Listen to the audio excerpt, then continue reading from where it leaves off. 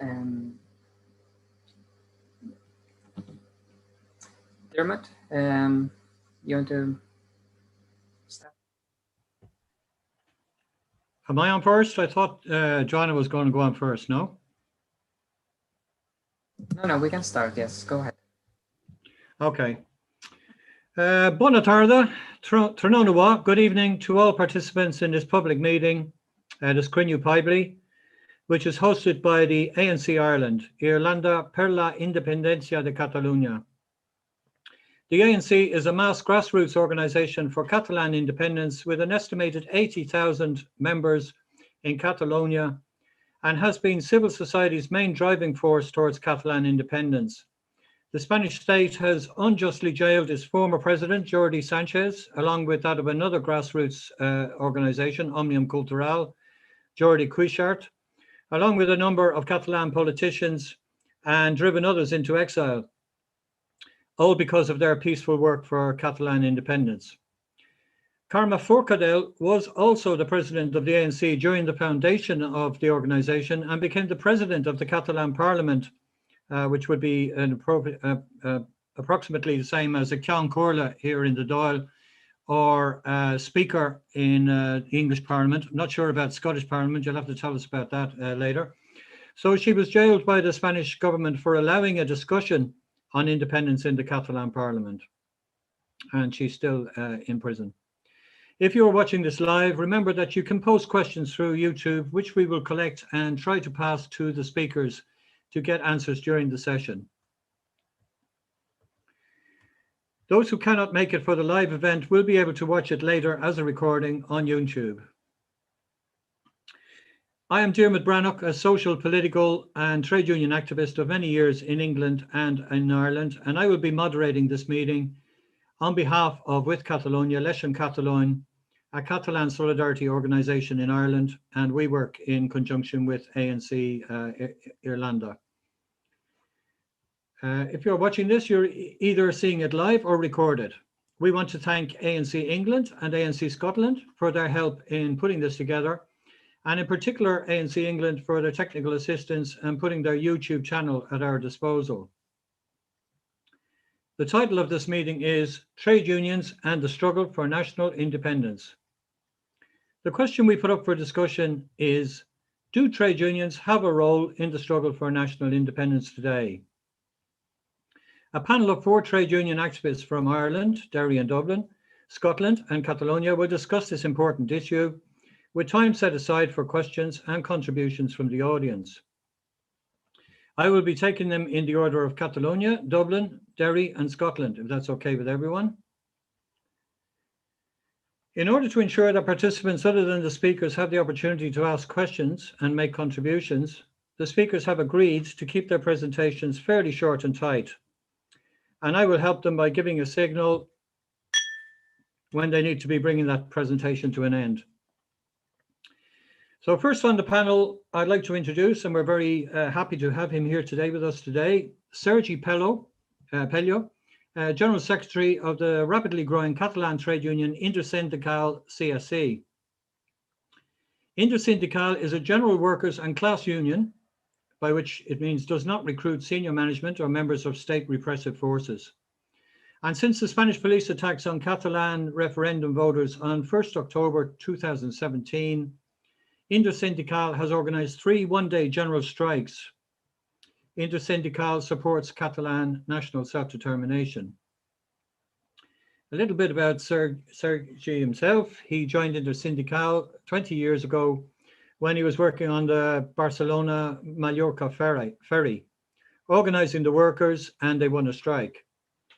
He was for 5 years the youth wing spokesperson, and in 2005 was elected national organizer and responsible for international and solidarity relations.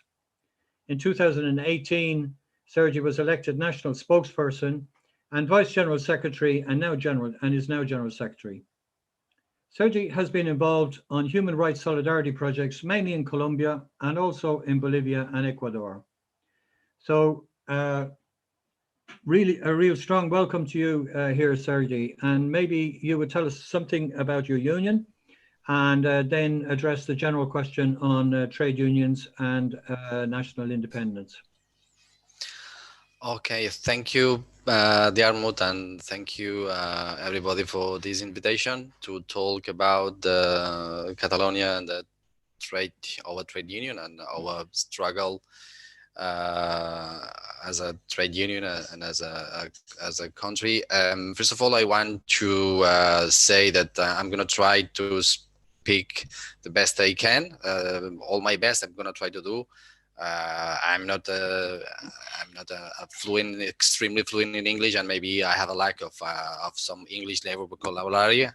But I'm gonna try my best to explain what we are, and what we are looking for, and what we want to do as a trade union, and our role in our country, Catalonia. As Diarmuid has been explaining at the beginning, we were a tiny or a small trade union in the past. We have at the beginning not more than 1,000 or 1,500 members now. Since 2017, the trade union has about 6,000 members and 1,000 union representative. We are in all the sectors of the productive sectors of the country. We have three main branches, as usual: no? Industry, public services, and private services. And we are now in 12 regions in Catalonia. We've been growing rapidly because of the events in 2017, as most of you perfectly know.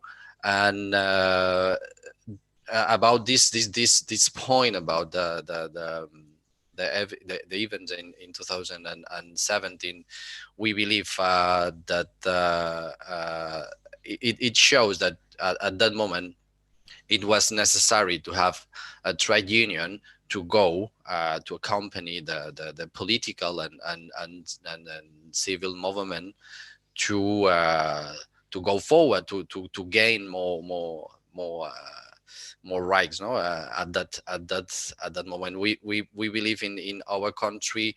We lost a chance to build a trade union that is defending the rights of the Catalan workers in the last 30 or 40 years. In the last 40 or 30 years, the labor rights, we've been losing a lot of labor rights in Catalonia and in Spain, because it's the same model. And we believe this is one of the reasons of a lower rate of membership in the trade unions. The trade unions are just defending rights, and we believe the trade unions need to gain rights.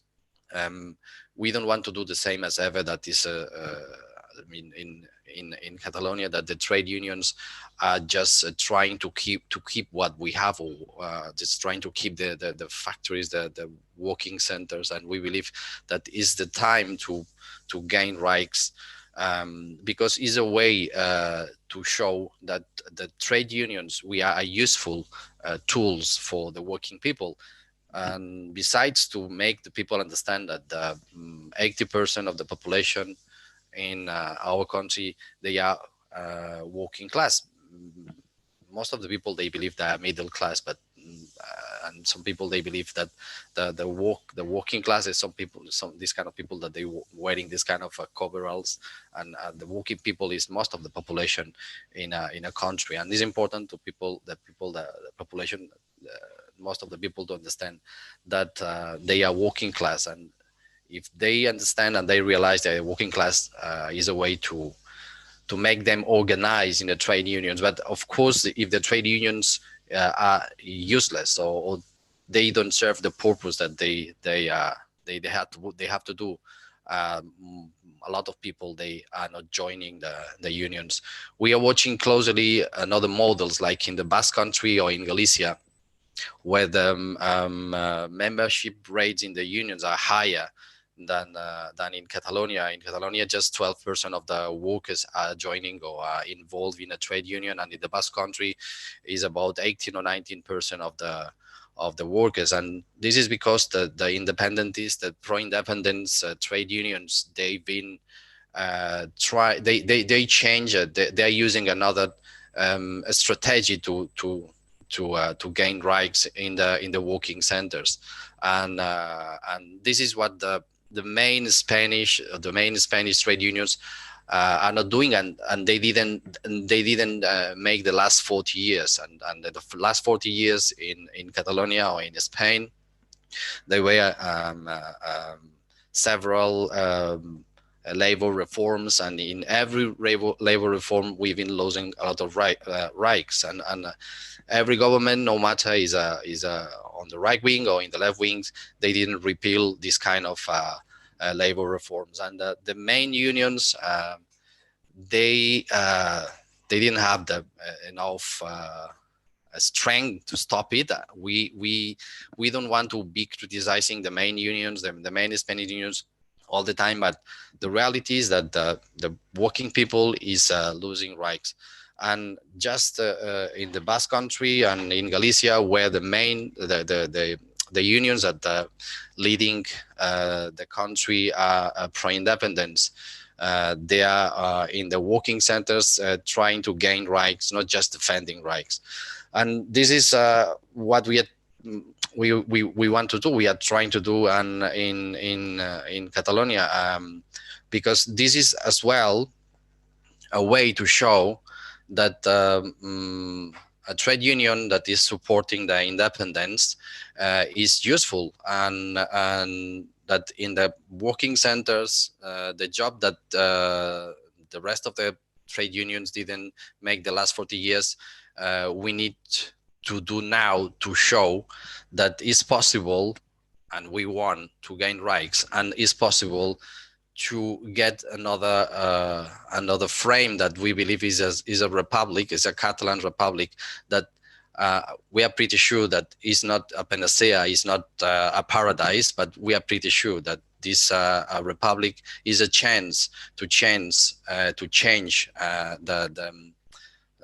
the current kingdom we are living, and is a chance to improve the conditions and the welfare of the population in this country. And this is something what we need to do in the streets, we need to do in the institutions, in the governments, in the administration, but we have to do as well in the working centers.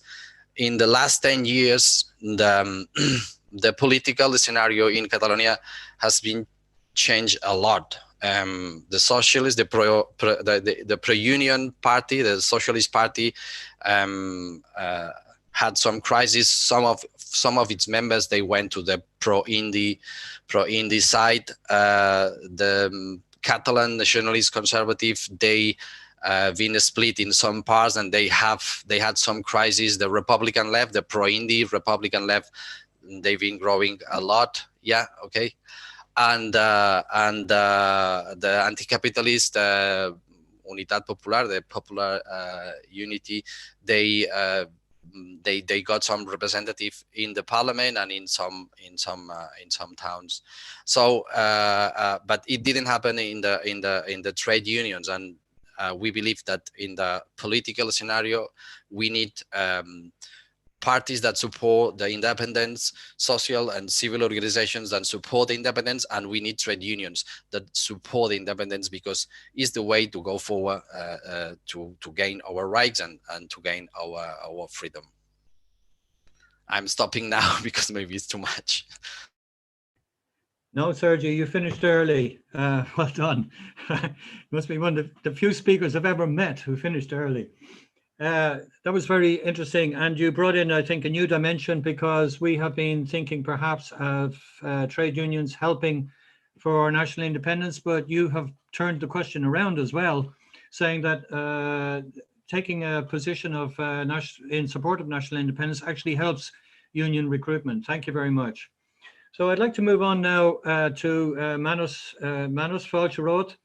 Manus O'Riordan is former founding head of research of the Irish Transport and General Workers Union, and after amalgamation of SIPTU, historically the largest union in Ireland. Manus is retired now. He's also Ireland's Secretary of the International Brigades Memorial Trust and son of Michael O'Riordan, a surviving brigadista of the Spanish anti-fascist war, but now deceased. And actually, Manus has an interesting story concerning his father and Catalonia, which maybe he'll tell us as well. So over to you, Manus. Okay. Thank you, Gurumar Dermot. I think a historical look at the role of the trade union movement in the struggle for Irish independence would be of use here, because after the 1916 Rising, the Irish Transport and General Workers Union was actually in decline. It had been losing members prior to that, and it actually took a fence-sitting position on the Rising. It was on the point of evicting Connolly's Irish Citizen Army from Liberty Hall just prior to the Rising. And I have heard it on good authority, although the documents no longer exist, that there was an emergency meeting of the executive after the Rising where they actually expelled, or maybe it was during the Rising, but that they expelled Connolly from the union because they were afraid of the retribution that would occur to the union. The Irish Trade Union Congress itself had a fence-sitting position because it didn't want to divide the Irish trade union movement, the 32 county movement, along national lines, so that it actually didn't take a stand after the 1916 Rising. They stood in a moment's silence for both the loss of Connolly and the loss of trade union members who had perished at the Somme. So it was fence-sitting in that particular regard. However, the upsurge towards a Republican perspective in the nationalist population came in the wake of the executions, and also with the prospect of workers at last getting the vote. It's not realized that before 1918, it wasn't only women were denied the vote. 2/3 of the working class were denied the vote because of property qualifications. So the first election that could be said to be close enough to universal franchise happened in 1919, in which the electorate had actually trebled because of the changes in those regulations. And of course, there was outside of Northeast Ulster, which remained unionist, in the rest of the country, there was an overwhelming victory of Sinn Féin against the opposing forces. Now, there were no Labour Party candidates in that election, and it was not the case, as is often said, that De Valera said Labour must wait. Because it was a first past the post system, for those who were interested in national or supportive of national independence, you couldn't have competing forces in that particular election. And what Sinn Féin was ready to do through Harry Boland was to offer particular seats to Labour if they ran, but the Labour leadership, again, not being pledged to abstentionism and therefore not being pledged to an independent Dáil Éireann, did not take that option up. What it did take up was the option of contributing to the writing of a democratic programme for the first Dáil, which met in January 1919. Now, prior to that, actually, what led to an upsurge in working class republicanism was the attempt by Britain in April 1918 to impose conscription at a critical stage in the First World War, where the German Spring Offensive had happened. The British army was now being depleted, and therefore for the first time they were going to move to have conscription in Ireland. There was a universal opposition in nationalist Ireland to conscription, even on the part of the Redmondites. The Redmondites had actually withdrawn from the British Parliament.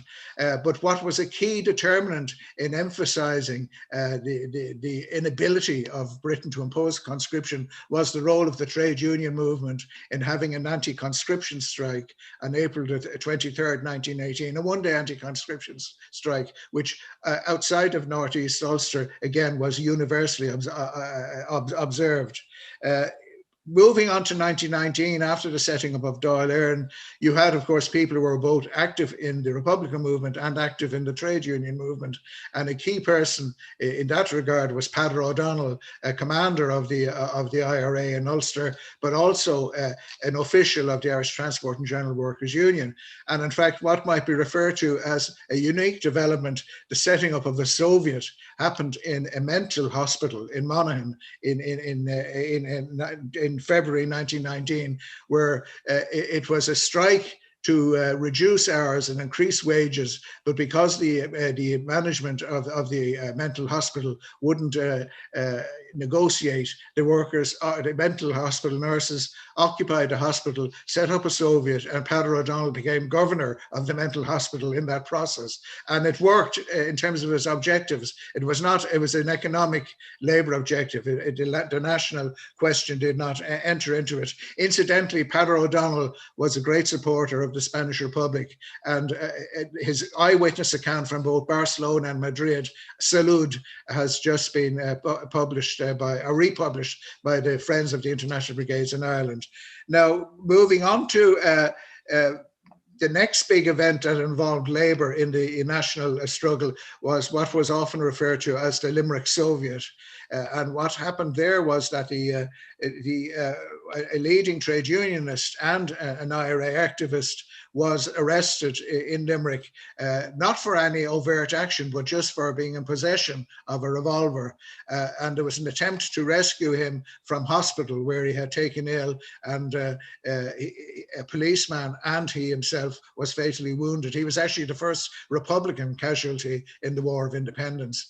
But arising from that, the British authorities declared Limerick a military area where you could not even go to work without getting a permit from the military authorities. The workers in Limerick for 2 weeks staged a general strike and in fact controlled the city, issued their own currency, had their own police operating, and the actual pressure of that led to a compromise at the end of a fortnight where you just had to get a permit from your own employer to go to work. You didn't have to deal with the military. But while its form was labourist, its objective was national. It was not an attempt to build socialism or anything like that. So in many respects, the term Soviet is a misnomer. In January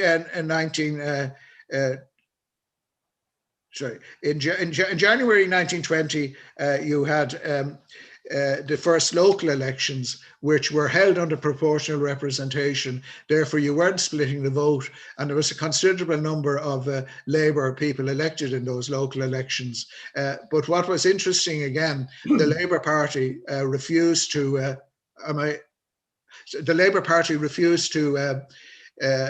pledge support to Dáil Éireann, and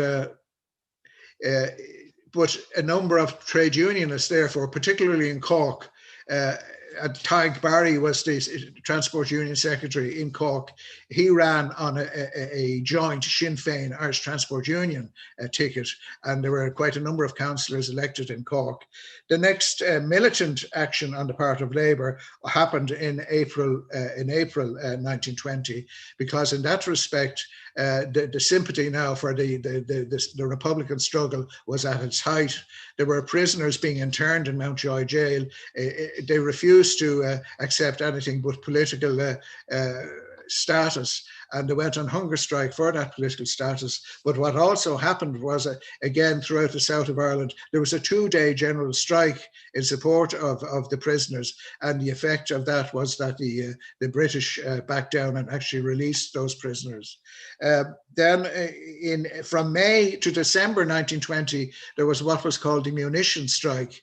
Here you got an element of self-contradictory behaviour on the part of the British trade trade union movement, because it was inspired by a strike that took place in London by the dock workers in London who went on, and rail workers in London who, as part of a hands-off Russia movement, would not load munitions that were being shipped to Poland to fight against the Red Army. And the National Union of Railway in London were the people who organised that. But their members in Ireland said, well, why can't we do the same?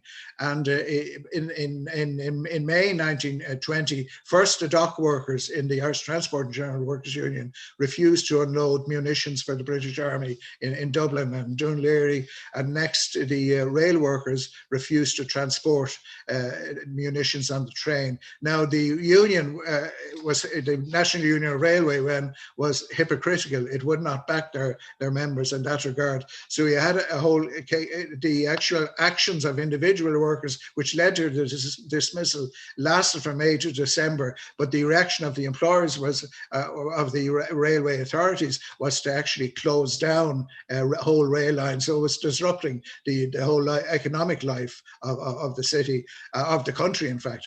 And so by the end of December, on condition that dismissed workers were taken back, that particular action ended.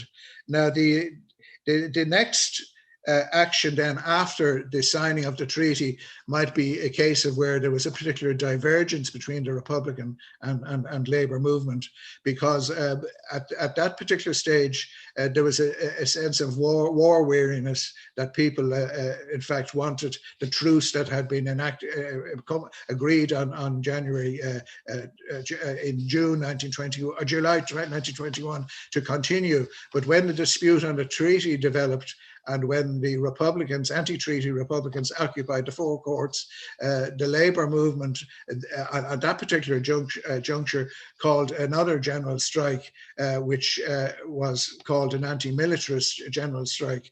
And therefore, as Peadar O'Donnell often recognised, at that point there was a divergence between the trade union movement and the struggle for the Republic, because the Republic itself, a Republican movement itself, with the exception of Peadar's cellmate, who was executed by the Free State government in 1922, Lee Mellows, only Mellows and O'Donnell at that juncture in the Republican movement saw the need for what was necessary, social republicanism. So perhaps that overview of history is instructive in terms of what lessons might possibly be learned.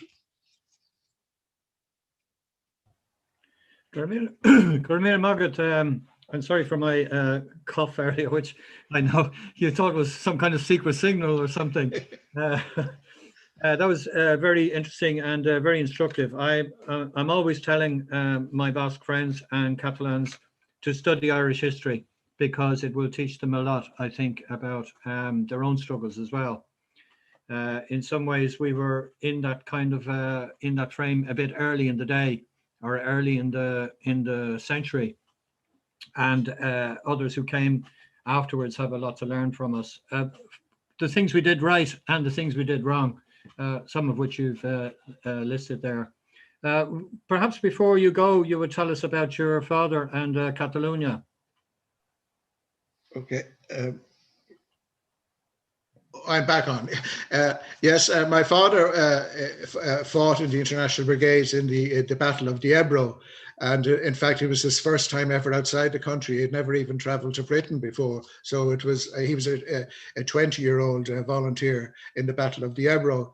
But the British battalion of the International Brigade, in which my father fought, was an anti-imperialist British battalion, because they actually commemorated Wolfe Tone in June of '38, at the time that Irish Republicans were commemorating Wolfe Tone in Ireland itself. And that was something organised by the British battalion as a whole, English, Scottish, Welsh and Irish. When it was also commanded at that last stage by a man called Sam Wilde, who actually, an Englishman from Manchester, but some of whose antecedents had been, in fact, Manchester Irish Fenians. So he had an acute sense of the Irish national question. And when the British battalion was crossing the Ebro at the beginning of that battle in July 25th, 1938, each company of that British battalion carried 2 flags, the flag of the Spanish Republic and the Senyera, the flag of Catalonia. And my father was one of those who carried the flag of Catalonia. And Samwise said to him, it's important because of similar national questions in Catalonia and Ireland that at least one of the Catalan flags should be carried by an Irishman. I'm sorry, there is a painting of that now, a commission that is in the Gandessa Museum that I unveiled 2 years ago. So there is a painting in that Gandessa Museum of my father with the Republican flag going across the Ebro, or with the Catalan flag going across the Ebro. That's a lovely story. Thanks very much, Manus. We're lucky to have a speaker with that connection here today. Right, we're moving on now to still in Ireland, but up in Derry. Niall McCarroll is a chairperson of and representing the Derry Trades Council at this meeting, an association of various unions in Derry. He is also an activist in the community branch of the trade union Unison, a committed social justice campaigner with strong working class values. Niall is a supporter of the Palestinian struggle for liberation and affiliated to both the Cuban and Colombian solidarity campaigns. So Niall, over to you. Welcome and thank you for joining us. Thanks, Chair. It was great to hear some wonderful historical input there. And I'd like to focus a wee bit on what any new or better Ireland would encompass for workers and their families. I'd just like to begin by saying that Derry Trades Union Council and its over 20,000 affiliated trade union members stand now and always with all social justice campaigns demanding equality and human rights. This solidarity extends to national liberation struggles which are focused and driven by the right to self-determination, removing the stains of colonialism and empire. As trade unionists, we should openly support the democratic right of any peoples across the world in being the authors of their own destiny through self-determination and governance. This includes the people of Catalonia, Scotland, and Ireland. And we say that as socialists, not with any nationalistic tendencies. From Barbados to Ireland, the outdated legacy of empire is on the agenda. But freedom from an unpleasant and divisive past needs to be more than just aspirational and geographical. Freedom must also reach the people, working class communities, and represent a significant change and improvement in people's lives. Independence from the financial establishment, its interests and how they control the population must be fundamental to any new way of life, any new national independence. The trade union movement is Ireland's largest civic body and should therefore be at the core of all discussions around removing partition, and should therefore put forward a list of demands which enable working class communities across the 32 counties of Ireland to have a voice. Trade unions should be the voice of working people, a voice which is heard loud and clear, shouting out for a better Ireland, an Ireland where no one goes to school hungry, and an Ireland where workers earn a decent day's pay. In the absence of real change in people's lives, will not deliver the Ireland that Jim Larkin and James Connolly rallied for. People's lives simply must be made better. A trade union directive must be devised with collective bargaining, ensuring guaranteed protections for workers, creating a threshold of decency where no one falls below the poverty line. Dignity for labour through enhanced terms and conditions of employment. In a better independent Ireland, food banks should be no more acceptable than 0-hour contracts. Trade unions, and more importantly, trade union grassroots members, need to be part of the conversation around self-determination. What sort of Ireland does the trade union movement want? We believe in Ireland where workers, their families and the vulnerable are placed first, not the present Ireland where corporations, tax dodgers, political sponsors and the self-titled elites, all who seem to have the majority vote across this island. An Ireland where health, education, housing and the well-being of communities are in state ownership, functioning on an all-Ireland basis in the public interest and not for hedge funds or private profiteers. The partition of Ireland caused working class division, preventing a unity of purpose across communities, north and south. The establishment fear nothing more than a culture of solidarity among working class people. The establishment know too well the power in any unified, committed struggle for social justice and equality. This was no more visual when the trade union movement backed the demands of the LGBT community and the Right to Choose campaign. Now, trade unions need to show their power in the campaign for Irish independence, a power which puts workers at the centre of this discussion.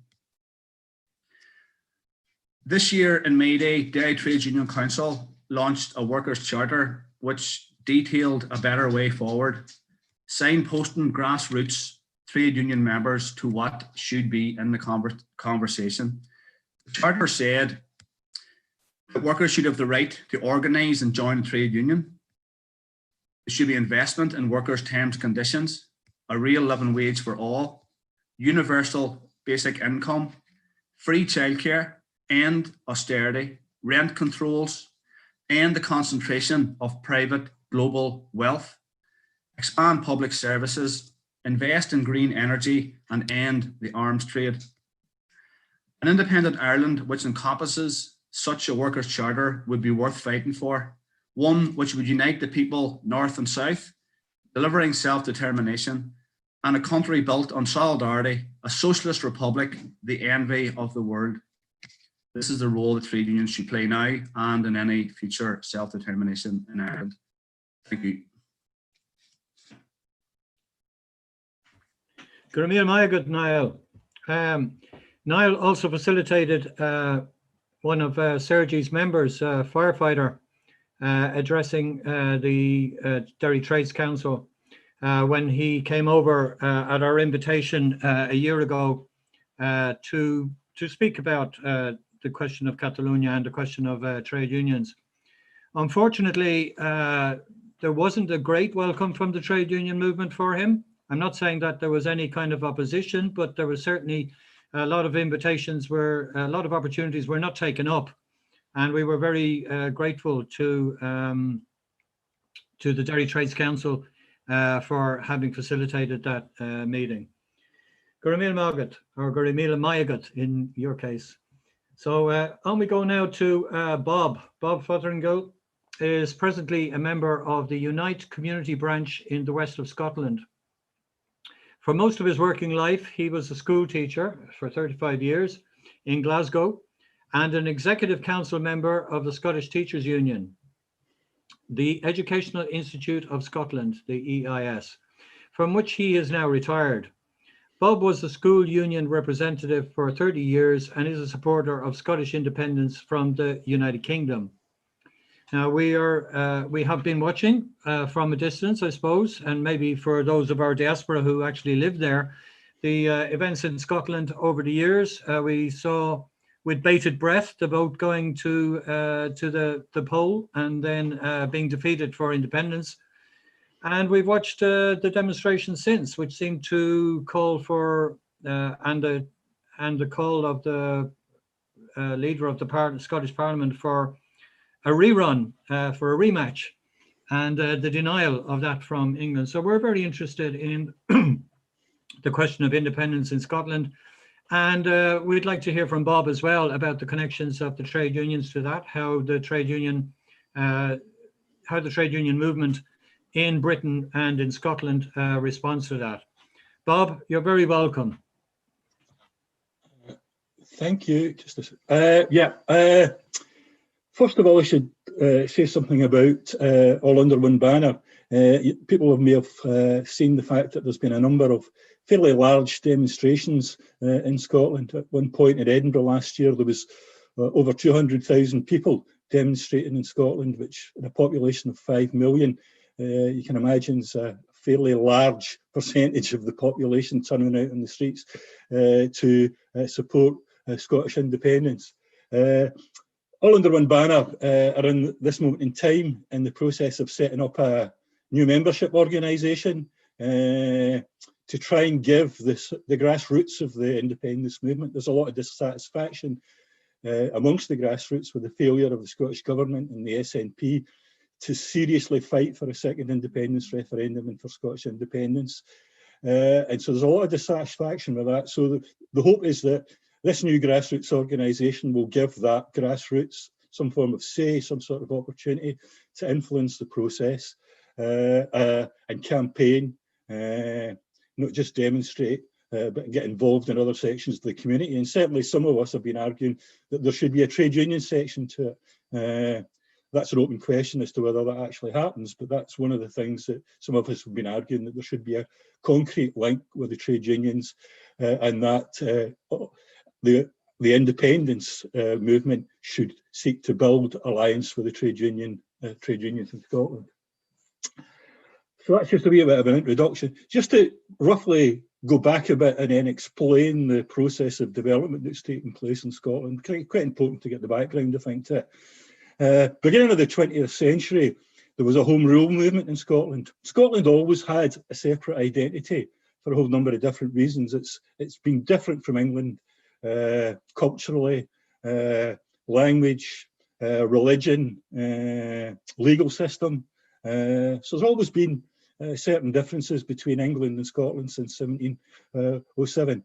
Though a lot of the culture, I've got to say, developed as part of the British state rather than separate from it, but that's another matter.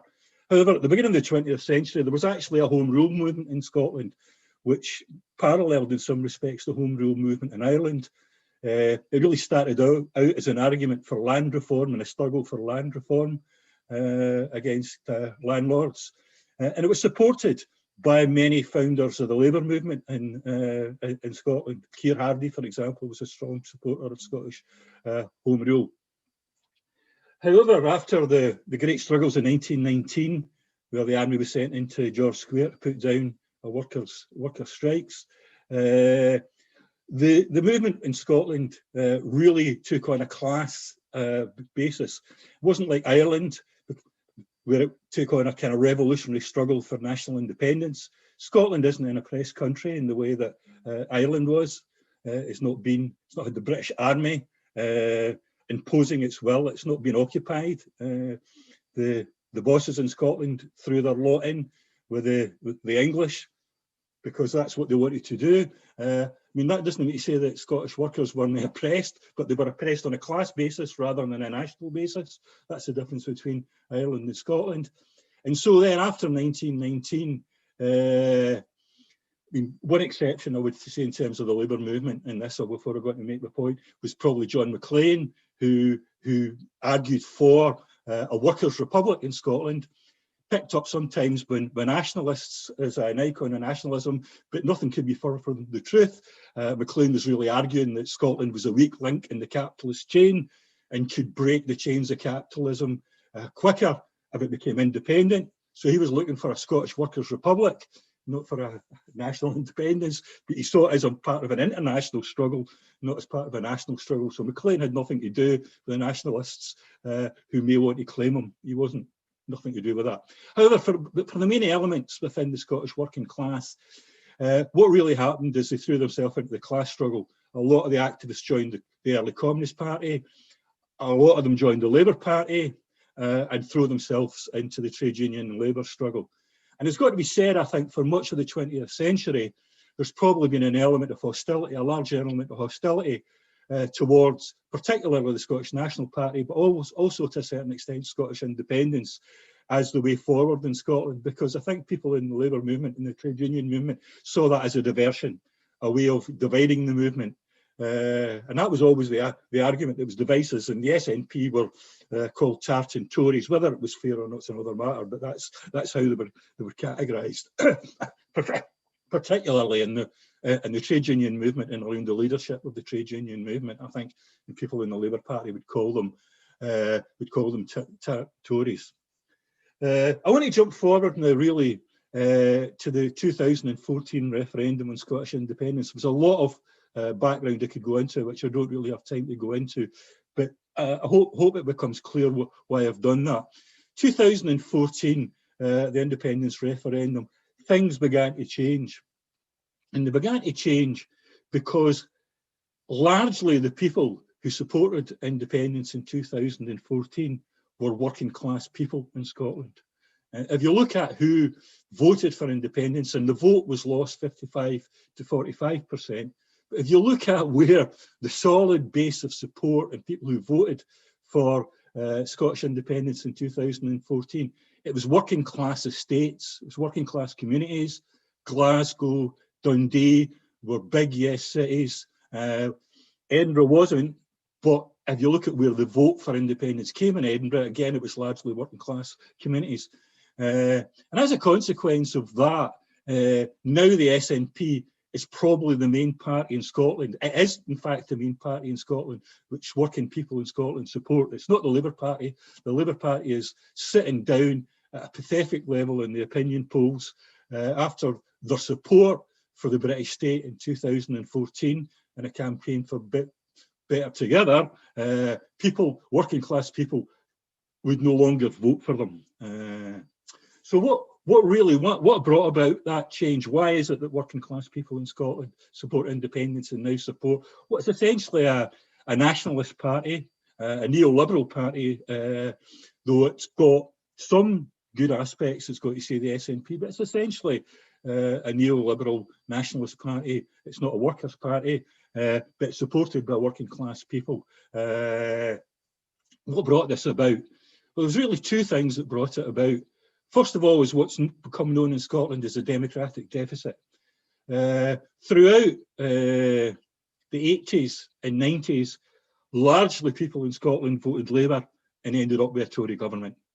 And so the sort of change that took place, the destruction of Scottish industry, the closing of factories, defeat of the miners' strike in 1984-85, the increase in austerity, and all these things were seen as something that was imposed on Scotland by the British state and by a Tory government. It was something that was seen to be imposed externally on the country. It's not something Scotland voted for, it was something that was imposed upon them.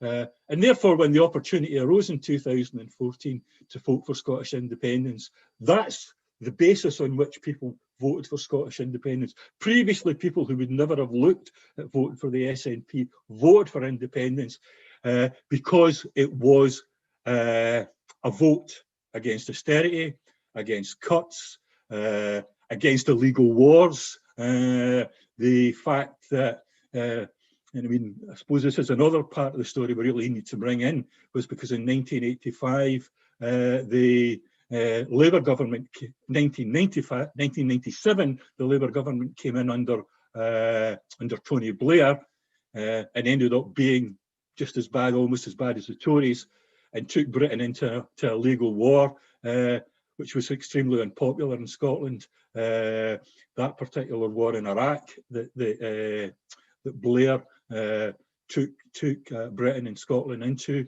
that was opposed quite vociferously.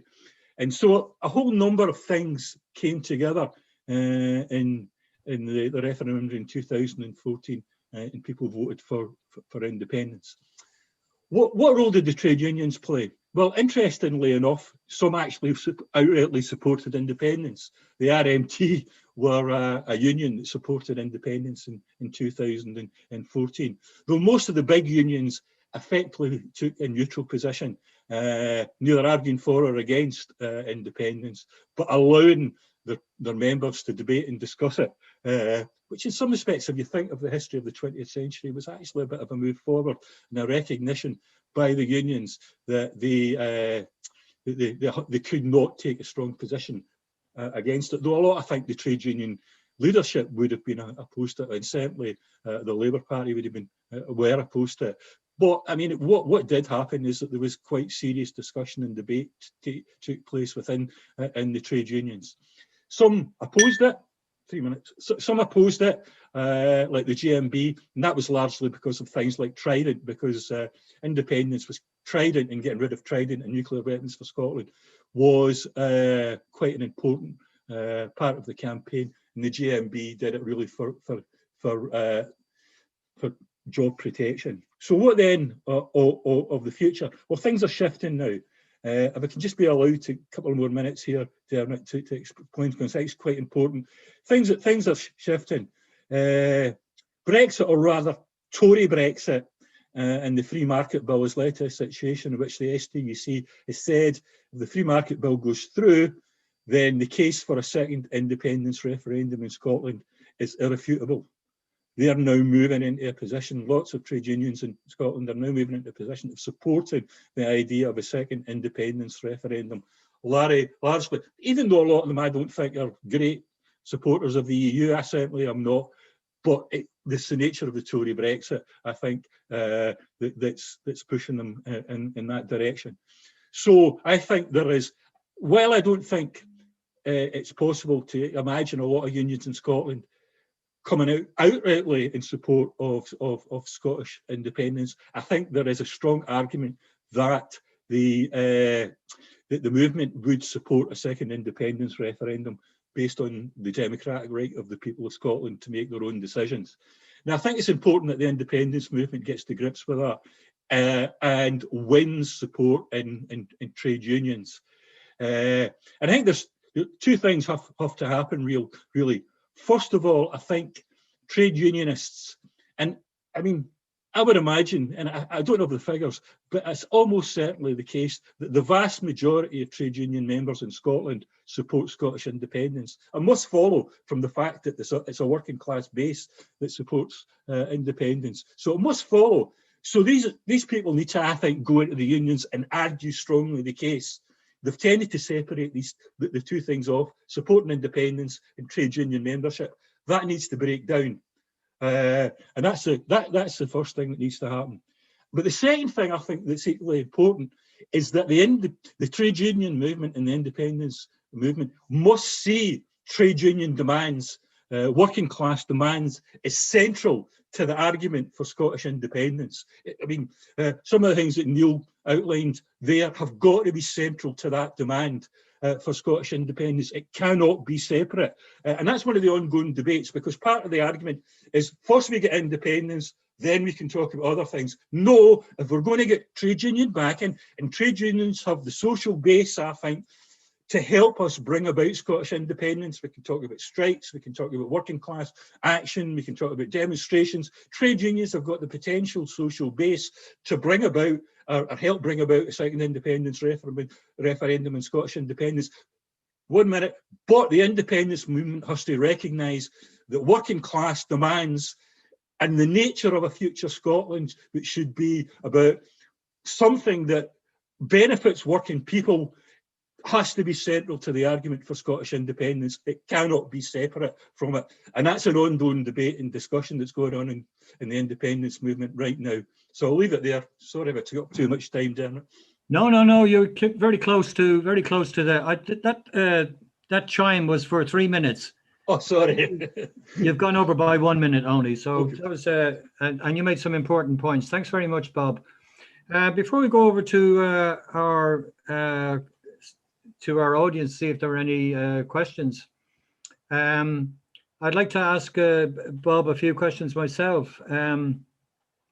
You mentioned about the overwhelming working class support in Scotland for independence, and I'd just like to maybe share with you my experience of some of the Irish diaspora in Scotland, which tends to be pretty supportive of Irish independence and republicanism and so on, as we see from, for instance, Celtic and so on. But in the early days, they would have despised the Scottish Nationalist Party, not just because of being tartan, but also because they would have seen them as sectarian. They thought that this was that they had this anti-Catholic bias, which is, to be fair, a problem in Scotland, as it is in some parts of Ireland, in particular, maybe Belfast more than Derry. And And the other question is, what about workers in Scotland wanting independence, but their union leaders in England or otherwise being against it? And because my experience, I spent 30 years in England, and my experience of the unions in England is that most of them support the Labour Party. You mentioned earlier the RMT, just for our listeners' benefit, that's a rail workers union, which was quite radical for a while and had a very radical leader who unfortunately died at a very young age. So just a question of sectarianism and a question of British leadership of trade unions, maybe. If you could unmute him, please. That's me now, I think. That's me now, Dermot, I think. Is that right? Sorry? Yeah, you can hear me now? Yes, yes. Yeah, that's fine, right? Yeah, just quickly, I mean, it's a really fascinating question. I mean, at a certain point in its evolution, the SNP, I think, understood that they had to get rid of that sectarian tag, being largely a kind of Calvinistic Protestant party in Scotland at some point. And actually went to the stage of supporting Catholic schools in Scotland. Actually got to that stage. Now, I mean, it's an interesting one. I think one of the fascinating things about 2014 is how working class communities, including, what would have been traditionally Irish Catholic communities in Scotland, embraced independence. It was a quite an amazing experience. And for the first time, and I don't know if people know in Glasgow, this area called the Barras in Glasgow, which is a kind of big market in Glasgow. And there's a Celtic shop there that sells Irish flags. But for the first time in my history, they sold more Scottish flags than they did Irish flags. I remember looking at it and thinking, what an amazing development. But I'll tell you what's also fascinating, because for obvious reasons, and because of the working class history, a lot of people in the west coast of Scotland who helped support the Labour Party. And I mean, while there's an element of sectarianism in Scotland, I think you can overestimate it, I think. I mean, Glasgow's not Belfast. There's always been a strong working class tradition, trade union tradition that breaks down the barriers between Protestant and Catholic workers in Scotland. I mean, it would be wrong to ignore that division, but it would be wrong to overplay it as well, I think. But one of the fascinating things is that the Labour Party in Scotland, and particularly in Glasgow, which had big Irish Catholic membership, a lot of them, the actual officials who had made their way to the top of the Labour Party in the council chambers or whatever, they actually supported the union and the campaign for it, along with the Orangemen, while the base, both Protestant and Catholic, and just working class people supported and argued for independence. So in many of the ways, 2014 was a unifying element in Scotland. It was. I mean, it's one of the unwritten stories of 2014. I mean, it brought together people from a lot of different backgrounds, immigrants, refugees. I mean, one of the decisions that they made in 2014, it was only people in Scotland who were registered to vote who could vote on Scottish independence. So cut across any notion of ethnic nationalism. If you lived in Scotland, you were a Scot, you were the person that had the right to vote. And it was a wonderful experience, going out and campaigning with people from different backgrounds, different religions, different cultures, different countries, different colour in 2014. It was wonderful. Workers in their trade unions. I don't think we're ever going to get the trade union leadership to support Scottish independence, but they've got to recognise that their workers do, and the rank and file, and those of us who support independence and part of the trade union movement have got to take the argument in. And I think what we can certainly do is win the argument for a second independence referendum. And it will be then a fight, if we need to argue for the unions participating in things like civil disobedience. But I think that's an argument that we need to engage in and begin in Scotland. And like I say, it's got to be done on the basis of recognising the rights of workers and the need to have an independent Scotland that recognises that it's got to be something that's beneficial for working people and not, as the SNP see it, open for business as usual. Thanks very much, Bob. And sorry for everyone for ringing some extra answers out of him there. But I think they do add to the discussion. I think we have some questions coming up. Carlos, you flagged up some for me a minute ago.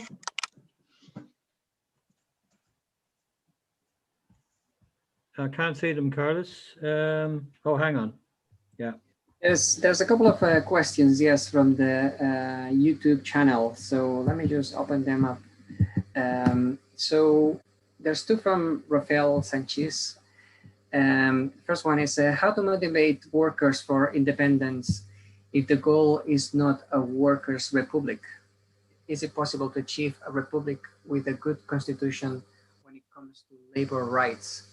And the second question, maybe I'll read them all, and maybe some people can take them up from them. Second question from Rafael as well is if a trade union is an agent for the improvement of the lives of workers, how can trade union cannot get involved in independence, the fight against climate change or racism?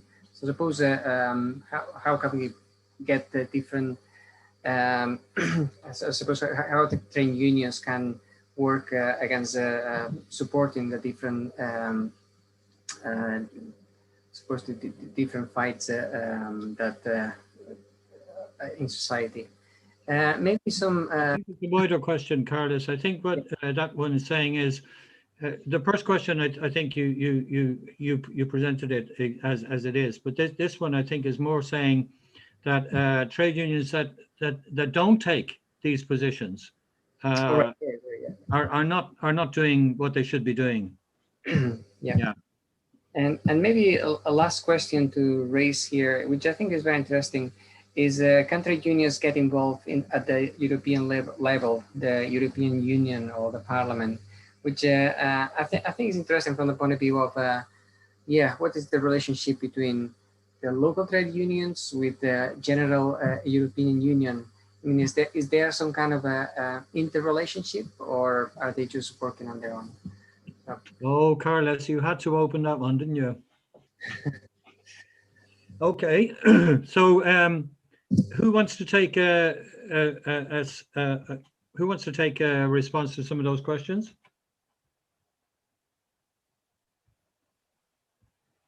Maybe we'll take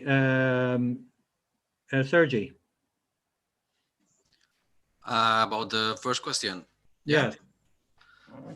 Well, but maybe also your union's position on issues like climate change and so on. We'll leave, I think, the EU question to last, I think, for everyone.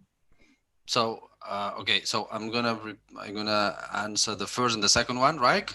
Yes. Yeah.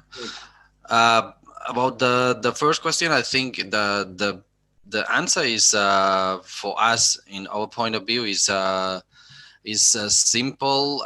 We know that we are not gonna build a socialist republic or a republic of the working class at once. But we as I said before, we know that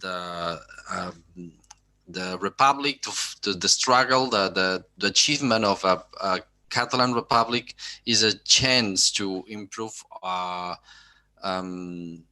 most of the aspects of our life, and especially of the working class, because it's a new beginning, and we believe that is possible, and especially because the Catalan population, according to the opinion polls, is more on the left than on the right, and even the right-wing parties that know, so like for example, the Spanish right-wing parties that are quite radical, really conservative, and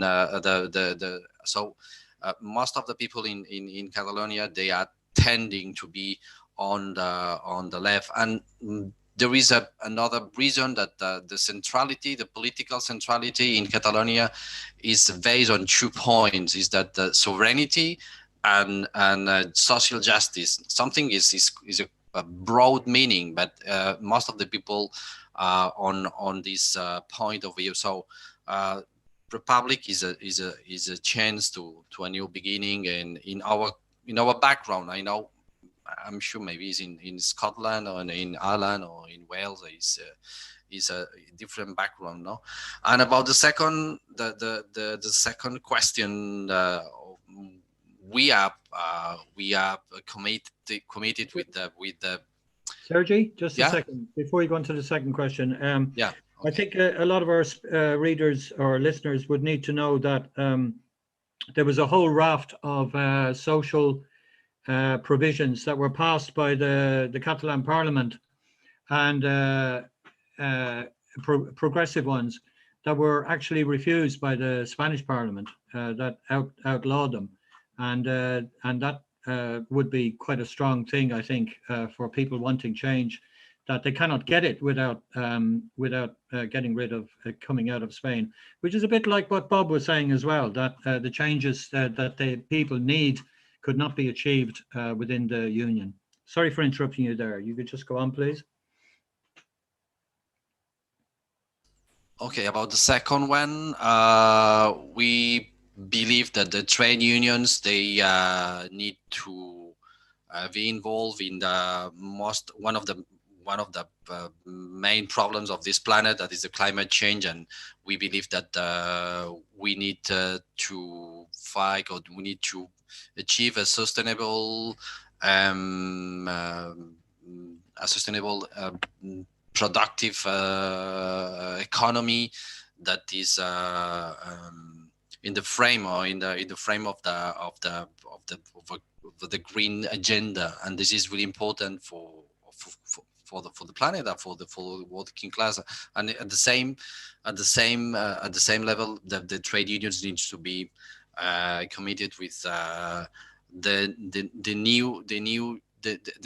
new working class divisions. I mean, the labor market is changing a lot, and we need to stand up with a lot of new working class that has no rights. For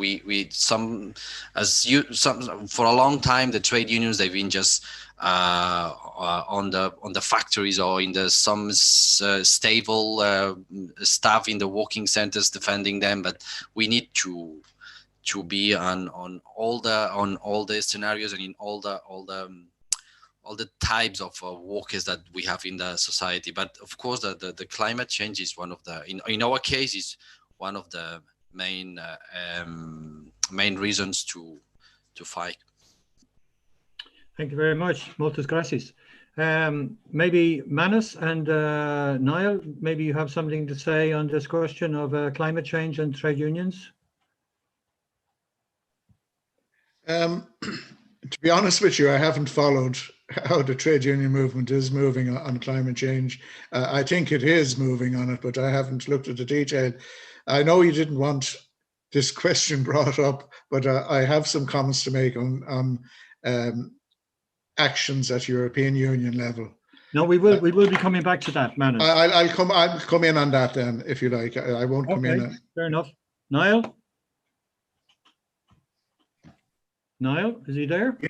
Well, I mean, I think it's been pretty well covered there, but the viewer asked a question, about a workers' republic, and any call for independence, workers' rights and a workers' republic should be central to that. Well, whose interests is it to not call for a workers-led republic? And surely it's the same people that are, implementing austerity, which has resulted in food banks, a reduction in terms and conditions for workers, poverty pay, things like that. So, I mean, but the disappointing thing about that particular issue is that why aren't all the trade unions, including the European TUC, calling for workers' republics, and workers' rights and their terms and conditions to be central in any, budget or we've seen here in the north of Ireland the Fresh Start Agreement and New Decade, New Approach. And I think there was one paragraph in the Fresh Start Agreement, and there's two in this one about, you know, involving trade unions and workers and doing away with zero-hour contracts and stuff like that. But it never seems to happen. It's just window dressing. And, you know, you talk about when it comes to elections, the voter turnout is down. We talk about union density is down too across Europe. And that's not a coincidence, because people have become disillusioned with how trade unions are being operated and how governments tend to fall into mainstream political parties, no matter who is voted.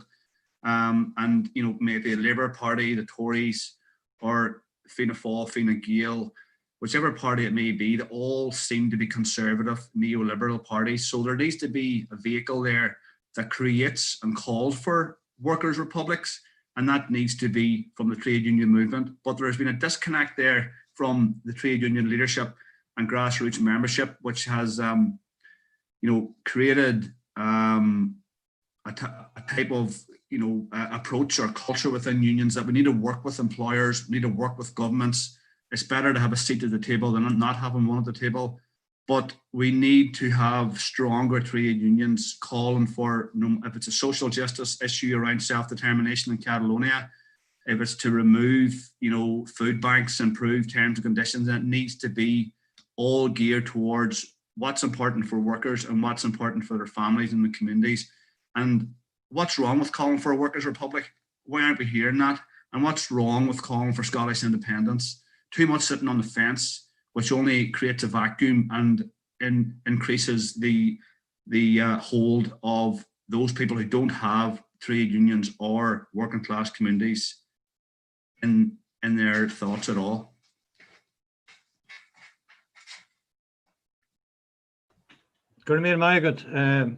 Okay, well, Manus, the question has been kicked along the road a little bit. Let's have you now on the EU and trade unions in Europe. Well, I had the experience of being one of three worker representatives from Ireland on the European Economic and Social Committee from 2010 and 2015. And I watched a particular Tuggish head of commission, Barroso, at close quarters. He was the guy who threatened Catalonia. If you go for independence, you can't stay in the EU. He similarly threatened Scotland. There's no way you can stay in. You exit with UK, or you stay in, or exit with Spain. So that is and there was not a trade union response to Barroso on that. I had a number of quirky exchanges on another issue where it suits the West to resume a Cold War. Oh, there's no nationalism it won't support. And when the demonstrations began in Kiev, and a former Eurovision song winner came to a meeting of the Economic and Social Committee, she wrapped Barroso in the Ukrainian flag, and he waved the Ukrainian flag. And because of the hostility towards Russia on the part of the EU, they could not see that, in one respect at least, Crimea becoming Russian again was an act of self-determination on the part of Crimea. But they were prepared to support a line in the map that Khrushchev drew overnight in 1954, all of a sudden transferring Russian administration to Ukrainian administration. But they insisted, oh, no, you can't do that. Doesn't matter what the Crimean people want. And I regard the EU as having fomented civil war in Ukraine by the way they actually wanted to detach Ukraine from any relationship with Russia and put it solely in the EU, when the whole of Eastern European economy, or Eastern Ukrainian economy, and indeed sentiment was tied up with Russia. So it has the EU has behaved despicably in fanning the flames of, and has blood on its hands and fanning the flames of inter-ethnic warfare in Eastern Europe, while at the same time it won't recognise the valid national demands of Catalonia to determine its own destiny and Scotland to determine its own destiny. Good morning, Manus. Bob, would you have something to say on this, on the question of Europe and trade unions and national independence? I think first of all, we've got to separate off the EU from the trade unions and trade union organisations across Europe. That's the first thing you've got to do. I'm absolutely in favour of working people in trade unions cooperating and working together across borders, in trade union cooperation and trade union solidarity, where that can take place. And indeed, I think, if you think in terms of Scotland, I think one of the things that we've got to do is convince workers in England that the breakup of the British state is actually to their benefit as well as to the benefit of working people in Scotland. Because if we can smash apart the British state, one of the great imperial projects in history, which has got its blood on its hands everywhere that you look, and it continues to be a pillar of racism, the British state, in a whole number of different ways, from the hostile environment, etc., and Tory governments. I think one of the things we've got to do is convince English workers, and that means working people in Scotland supporting the rights of English workers and trade union demands and working class struggles in England as well, and not see them as separate. So that's one of the first things I think. I think the EU is a whole different ball game. I think, as has been pointed out, the EU has been no great supporter of Scottish independence. Unfortunately, in Scotland, the Scottish government has made Scotland in Europe, or Scotland in EU rather, one of its central demands, and it's tailored its policies and its economic idea of what a future Scotland should look like along the lines of what would be acceptable to the EU, to a sort of free market neoliberal EU, and that has been, I think, a major weakness in it. Having said that, and this is where I think even trade unions have got to accept the fact, when the Brexit referendum took place, Scotland voted to stay in and has been taken out of the EU against its will. And what I would argue is I think Scotland should have the right to decide whether it's in or it's out. That shouldn't be something that should be imposed upon it, either by the EU or by a UK Tory government or the British state. Scotland should have the right to decide. So it's one of the debates we have, and I think that probably would cut reasonably well within the trade unions, I think, as well, because I don't, a lot of trade unionists are not great supporters of the EU. A lot of activists aren't. I think for all the reasons that outlined, I think we campaign, I think, with other trade unions across Europe, but the EU is a whole other ballgame, I think, in my view. And I think in Scotland we would argue that if there's going to be a referendum, the two issues are separated. We go for Scottish independence in the first instance, and then if people want a second vote about the EU, then that would be up to the Scottish people to decide. Thanks very much, Bob. Yeah, I mean, self-determination means the right to decide. And if you believe in self-determination, you must give people the right to decide something, even if they make a mistake or if they decide something that you don't like. That's what self-determination means. And we give individuals self-determination. We allow them to make mistakes. We allow them to do things that we don't necessarily agree with. And that would be the case with national self-determination as well. I think one of the problems with the EU for the working class movement, the trade unions, has been that for many years, while the militancy of the trade union and its ability and willingness to fight for the changes it needed and to kick back against the bad changes that were being forced on it, was that it relied on trade union legislation coming from the EU. And I have to admit, once or twice I've been part of that myself, where I've gone to an employer and said the EU working directive says, etc., etc., etc. So you should give us this working hours directive or whatever. Instead of actually what the union should be doing is just fighting for it and saying, you know, this is what we need. This is what our members support, and this is what we're going to fight, and you're going to give it to us, and that's it.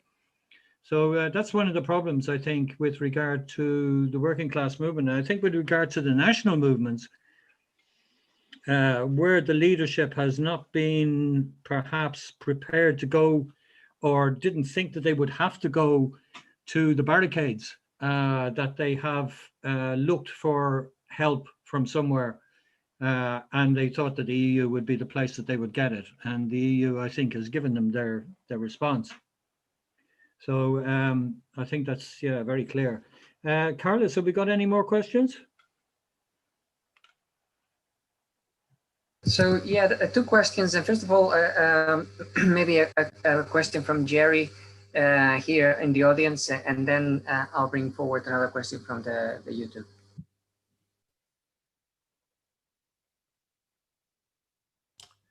Hello, folks. I'm Jerry Mulvena. I'm here representing ANC Scotland, but I'm actually Irish, but living in Scotland. So I have sort of quite a good view across the three different nations, really. So my question is about division in society and how that challenges the trade union movement.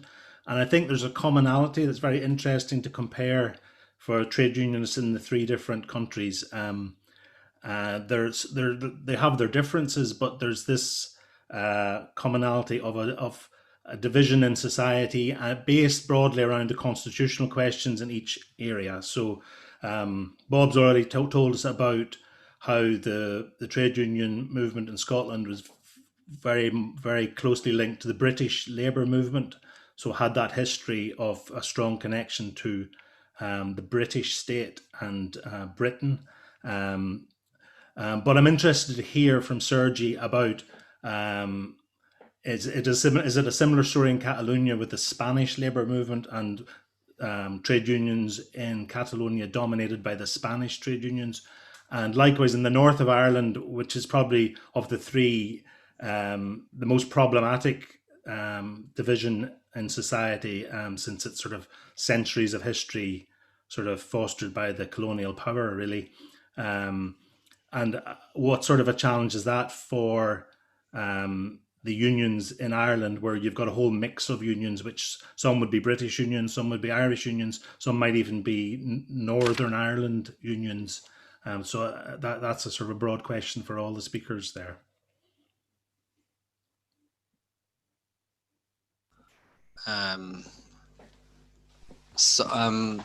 I think, first of all, we need to know, we need to remember that the first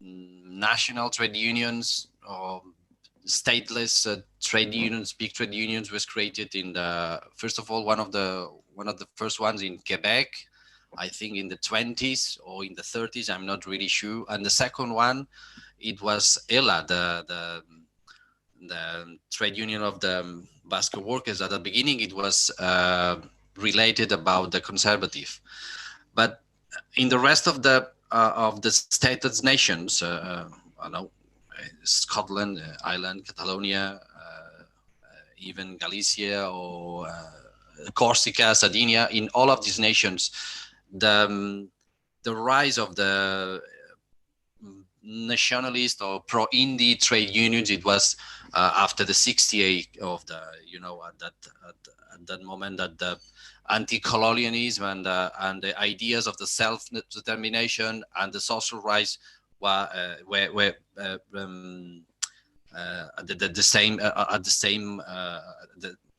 were related. No, these two struggles were related, and it was the time that the stateless nations and the minorities we understood that we have the same rights of the rest of the workers of the working class, and we have the duty to fight for our rights as a workers and our rights as a nation.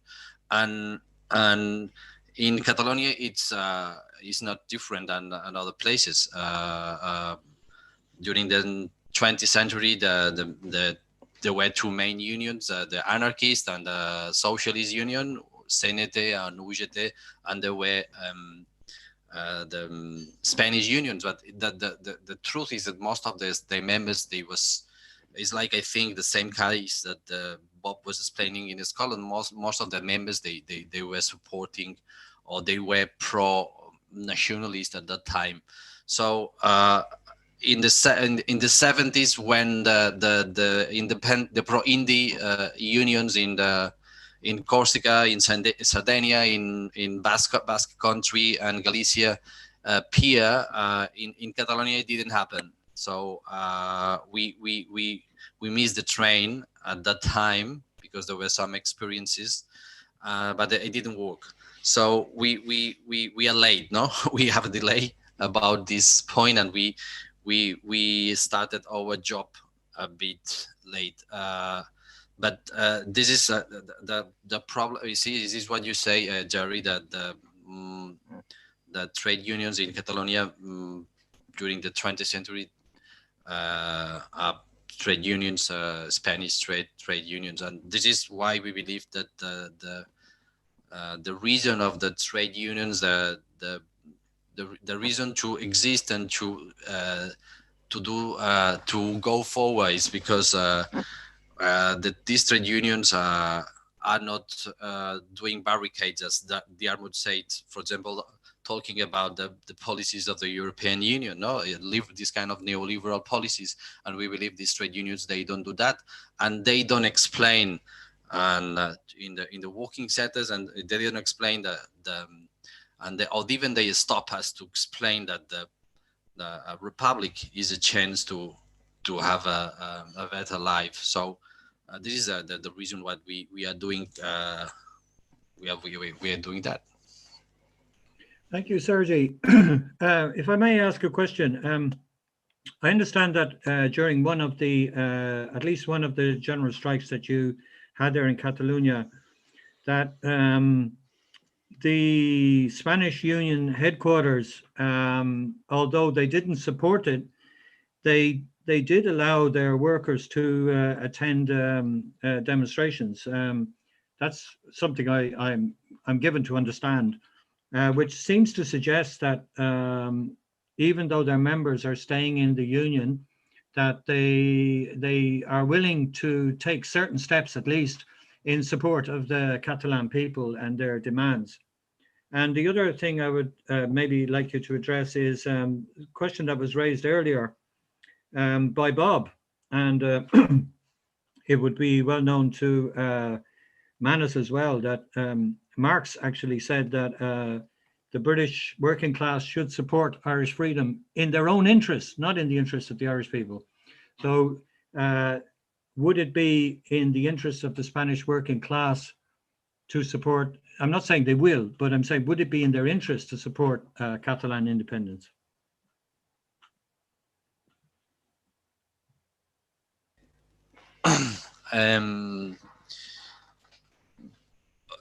There were opinion poll about 2 or 3 years ago about one of the main Spanish union in Catalonia, CCO, Comisiones Obreras, that it shows that 42% of its members, they are supporting the independence. And I think it happens the same in the second Spanish trade union in Catalonia, that is UGT, that because the reality of the ideology of the population is as well inside of the trade unions, but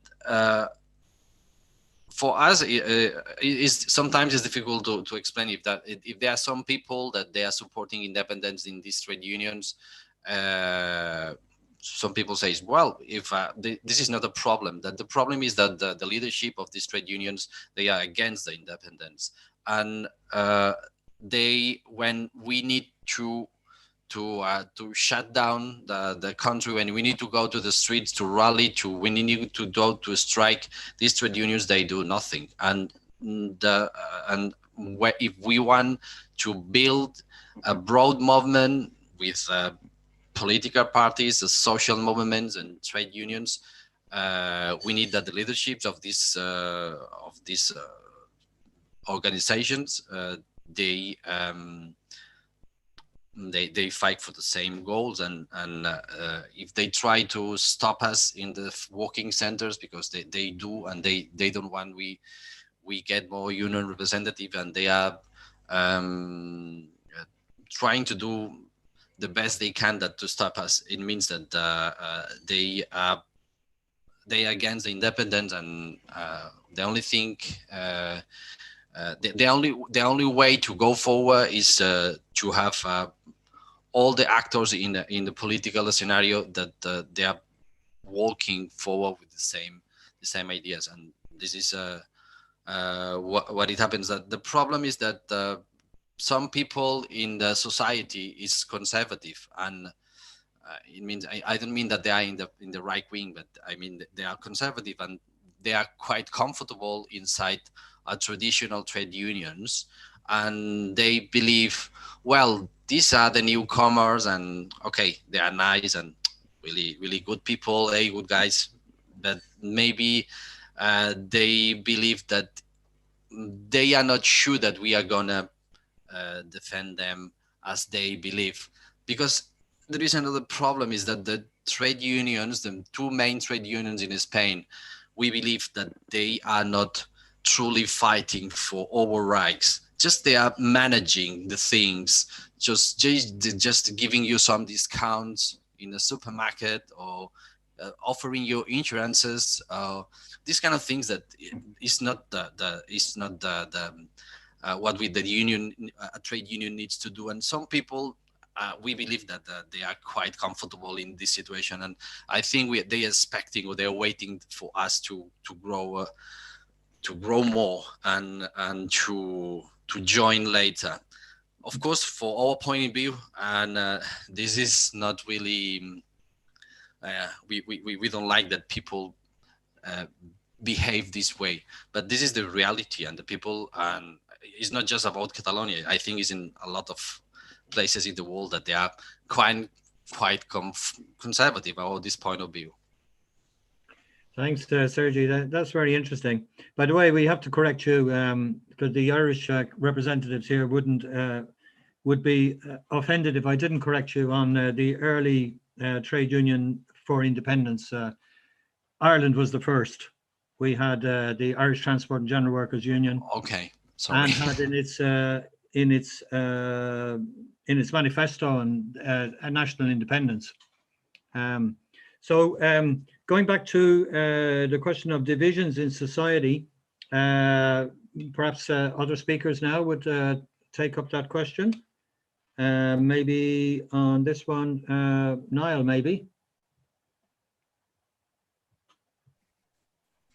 With regards to the European Union? No, divisions in society. We've already we've passed on from the EU for the moment.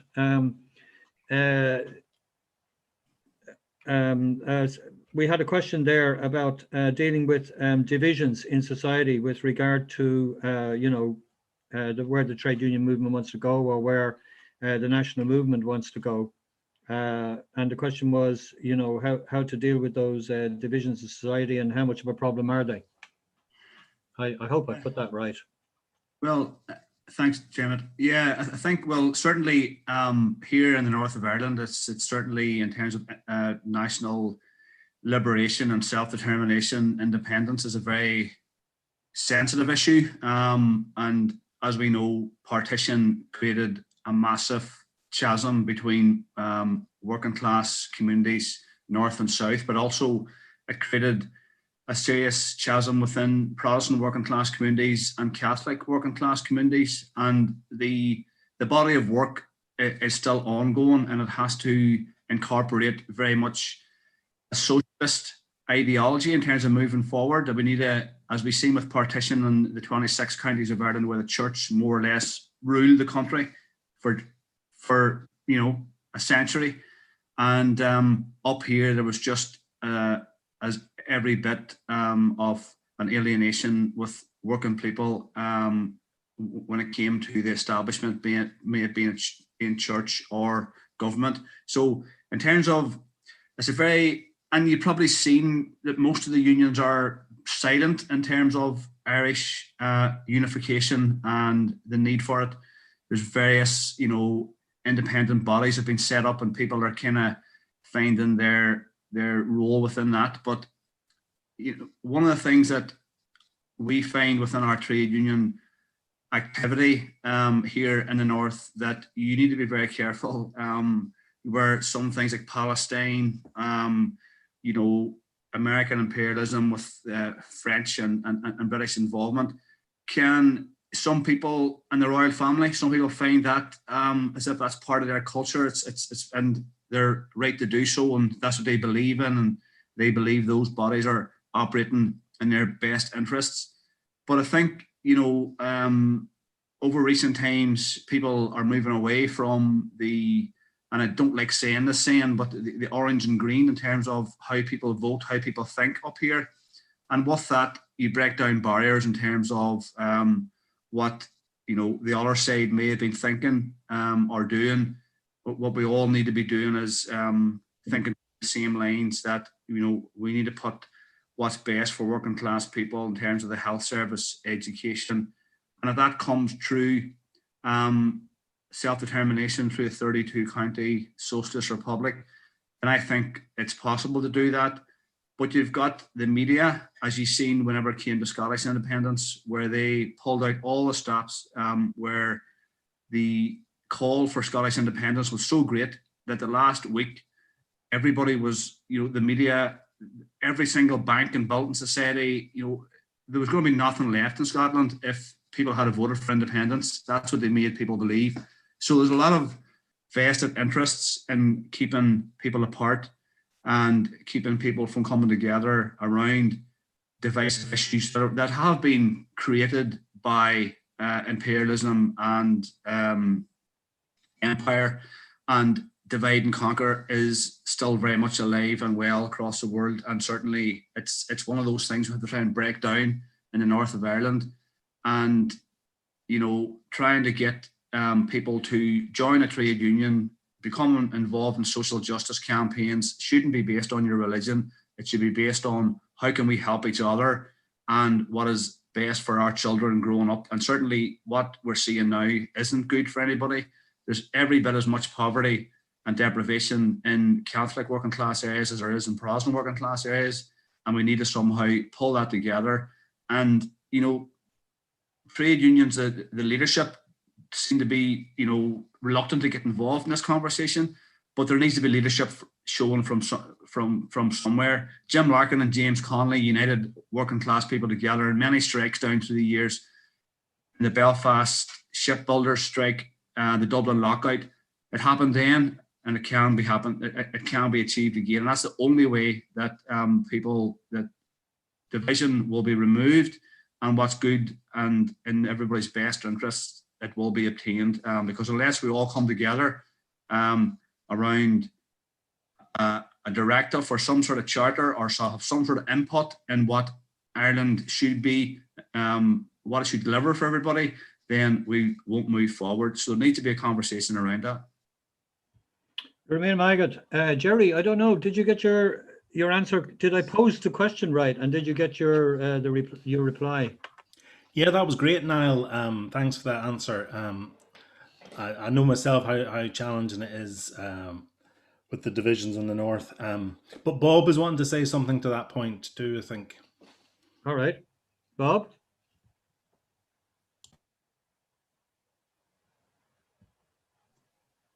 Yeah, is that me? Yeah.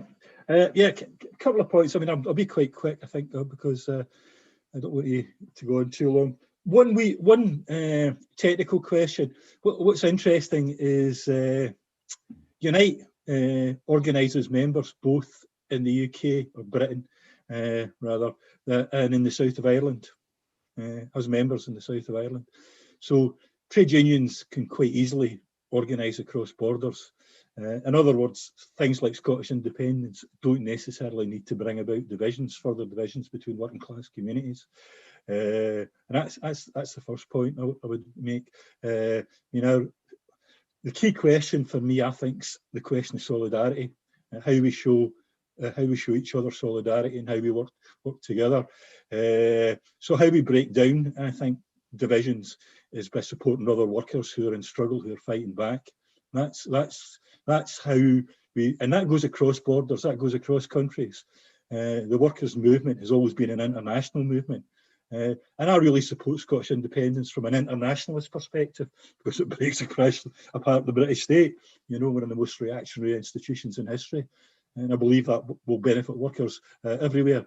In the contemporary situation, I think one of the things I think the independence movement, and some of us are trying to argue this, is if it's going to go forward and it's going to achieve, it has to get involved in things like the climate change movement. It has to see the battle for climate change and learn from the activists who are out there battling climate change. Get involved in them.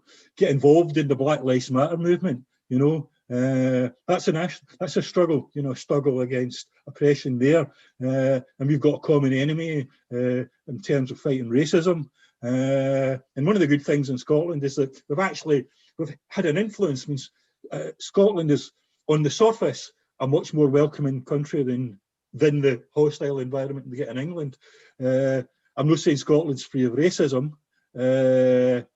Far from it. There's a lot of racism in Scotland, but the dialogue is better by the politicians. And I think those of us on the left who have fought for making sure that racism is challenged as part of the independence movement, I think have had an impact. And just one final point. One of the things that we've always had to do is fight to get the argument taken into the trade unions in a positive manner.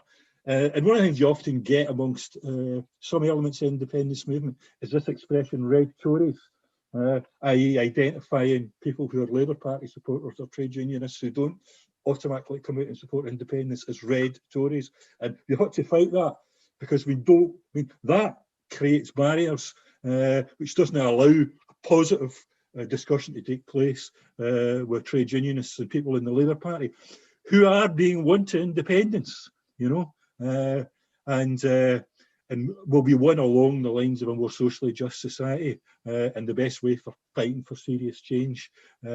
So I think, you know, it's about supporting people in struggle, it's about solidarity, it's about working to break down divisions, while at the same time recognising the legitimate right of Scotland to decide its own future and achieve independence.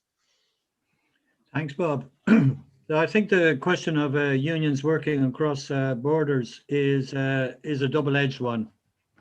For instance, you mentioned a union there which recruits in Ireland as well. And up until the Irish Transport General Workers Union, we had quite a few unions in fact, the Irish Transport General Workers Union was formed from a core of the National Union of Dock Labourers, which was a British union. But Larkin felt he had to leave it, and I think he was right. I mean, any trade union leadership that brings you to a capitalist court to charge you for giving out money that they think you shouldn't have given out is going to be a problem in any country. But recently, this union that I've just referred to also celebrated British forces, British imperialist forces. And, you know, that kind of thing can be a problem. But of course, unions can also work across. And I think the most important point you made is solidarity. Solidarity action, whether you're in the same union or not, is the most important thing.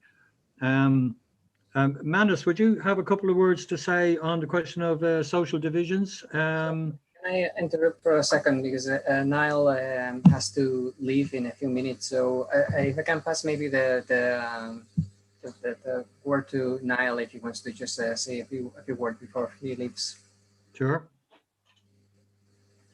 Thanks, Carlos. Dermot. No, unfortunately, the capitalist system is calling me to night duty. Revolution is on hold, but you can continue on the conversation. But yeah, a great conversation, and I think it's important that all the trade unions from around Europe, and I suppose up here in the north of Ireland, we're technically still in Europe, but maybe not in a few weeks' time. I don't know what we'll be called then, but I think as one of the other contributors said, it really is an international struggle, and it's one that should cross all borders. We should be internationalist and helping each other out in the cause for dignity at work for all workers, and all calls to be free from prejudice and old rules. So I'll just leave it there then. And thanks a lot, Dermot and Carlos, for setting up, and everybody else. And I'll see you all soon.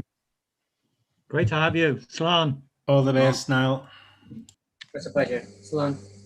So maybe we go back to Manus now, because the Irish Transport General Workers Union actually organises on both sides of it's a 32 county trade union, and it must have a view on these issues. Manus?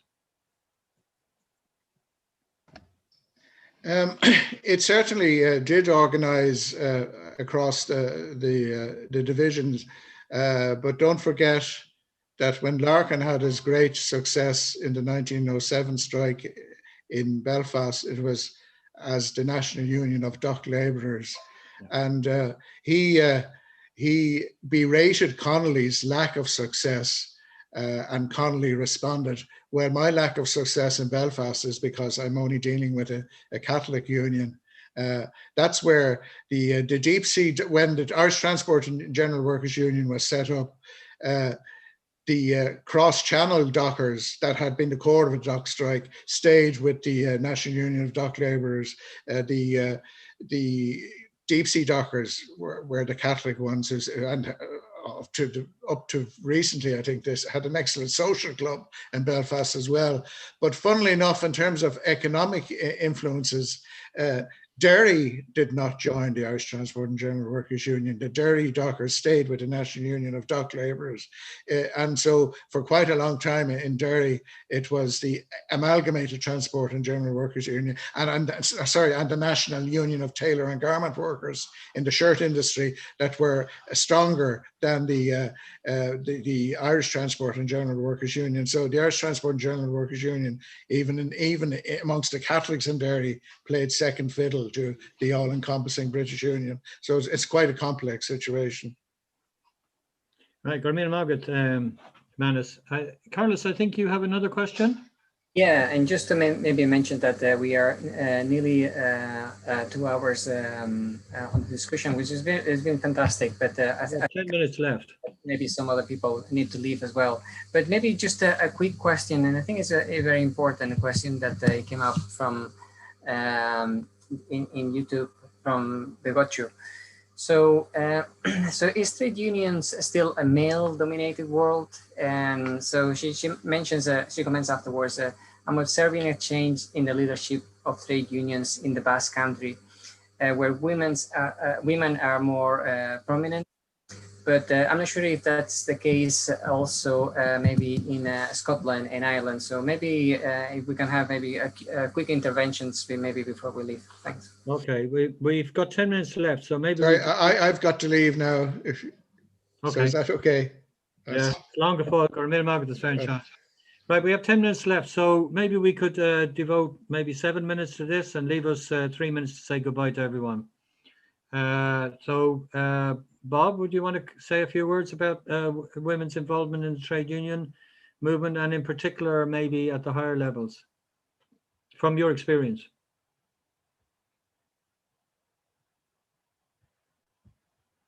Unmute yourself. I think, yeah, I mean, I think the upper levels are a problem. I mean, I think certainly in Scotland, I would say, I mean, certainly in my experience, but I was in the teachers union, and the majority of trade union members in that would have been women, absolutely. And a lot of prominent women in the leadership of the union. But I think almost certainly if you look across the trade unions, it's far too male dominated. When look at us here, it would have been good to have a balance between men and women on this particular call. Absolutely. But yeah, I mean, particularly, I think, given the fact that the kind of main unions now are in public services in Scotland, I would say that the vast majority public service, or maybe not the vast majority, but a high percentage of public service workers are women. And we went through in Glasgow fairly recently an equal pay dispute with the council, going back a whole number of years, which women workers had been discriminated against and had been paid lower wages for doing similar jobs in comparison with their main male counterparts, and actually won that dispute over a period of time, taking trade union action, including strike action. So I think there's a long way to go, absolutely. But yeah, I mean, it's part of the struggle is the fight for equality with women and men in wages and jobs and in society in general, and certainly part of the struggle. But I mean, I think probably the problem's at the top of the unions rather than at the base. Thanks very much, Bob. Sergi, what's the recruitment of women and recruitment of women to positions of leadership, like in intersyndical? Yeah, among the members of the union, we have about 45% of women and 55% of men. And among the board of the union, we have 15 people, and we are always trying to have we call, I don't know if the word is parity. The word is right, and we almost get it. I think we have 8 men and 7 women, and is in about sectors is I think quite alike. Bob, in the public services, the number of women is higher than in the industry. Industry is quite low. But there is one thing that I missed during all my introduction, that is one of the things we say, one of the principles of our trade unions, that we want a workers' republic, but especially we want a feminist republic, and it's one of the main goals, including the climate change fight. But this is the feminist that this is one of the really big concern, and we are trying to do it the things as much as better we can about that, about the women's involvement. Thanks very much, Sergi. A few words about our choosing of people for this this meeting. Of course, if we had known of female trade unionists who would have been available to speak on this, we would have got them. And that's one of the problems, I think. It's not always what you want, but what's available. And yeah, it is a problem. It's a problem in general. It's a problem in public speaking.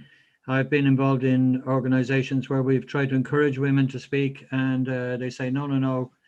They prefer to do other organizing tasks, of which they're excellent, I have to say, in carrying them out. But unfortunately, it often leaves us with a total male panel. And that's what we had on this occasion. And I hope that on the next occasion when we have this discussion, it won't be that way. But we had to go with what was available and deal with the question. So I think it's been a very interesting discussion. I thank those of you who are left, for the speakers who are left, and I thank the speakers who have left. This was the first one I have seen on dealing with this kind of issue across these 3 nations, and I think it's a very important one. I think we need to have a lot more discussions of this type, whether these take place on YouTube, or whether they take place in workplaces, or whether they take place in informal discussions or whatever. These discussions do need to go on, I think. It seems to us that the future of national independence is a worker's future, and a worker's future where they choose or need that needs to be a national independence one as well. Nobody should be imposing a false unity on people. And if people make mistakes, let them make mistakes. Some people say that we learn more from our mistakes than from the things that we do right. I think myself as well, having examined, having been an observer of Spanish politics for some time, that the independence of Catalonia and the Basque Country would be to the advantage of the ordinary Spanish workers, because I think the dominant philosophy and ideology of the Spanish state is not a healthy one, in the same way that the dominant ideology of the British UK state is not a healthy one, and it is not to the advantage of the workers.